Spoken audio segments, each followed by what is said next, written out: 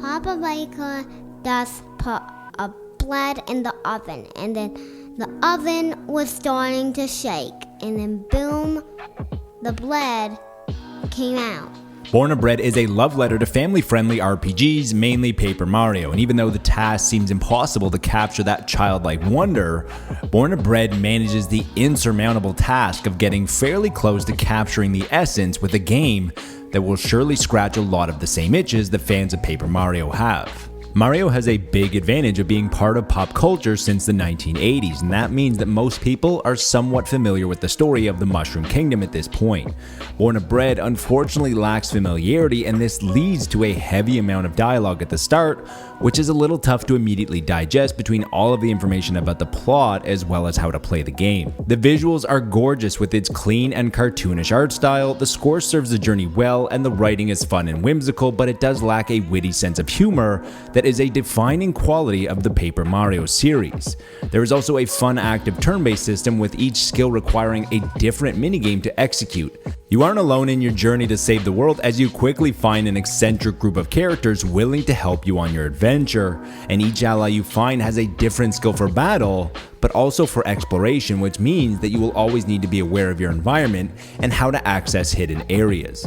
Unfortunately, there is no hot swap button for your ally, which means that you need to go into your menus, which can be a little cumbersome at times. Exploration is fun for the most part, and going off of the beaten path is usually rewarded. The platforming does lack refinement at times, as you can easily fall off precarious sections while you are looking for solutions and secrets. It would be great if there were a few more invisible walls during some of these sections, but the best way to deal with this is just to turn off environmental damage, and this will negate the loss of health that amplifies the frustration. One of the biggest gripes is that there is a lot of backtracking. The regions are quite far apart and contain sub-regions, and each region contains a different quest, and when you're finished that quest, you have to slowly trot your way all the way back through each sub-region to get to the bakery at the center of town. One of the most underbaked ideas is the lack of interesting and epic boss fights, which are usually one of the most exciting aspects of RPG games.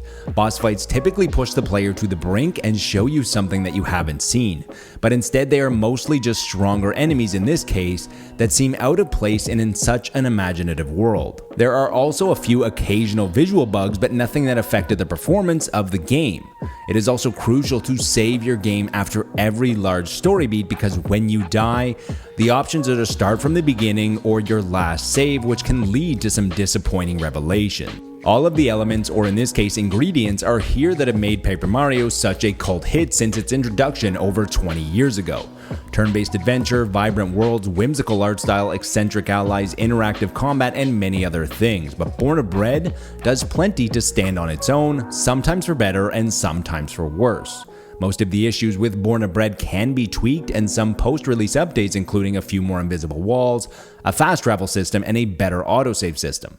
It might not reach the same joyous levels of Paper Mario, which was already an impossible task to begin with, but Born and Bred is a charming adventure with a good foundation for the series that will hopefully return.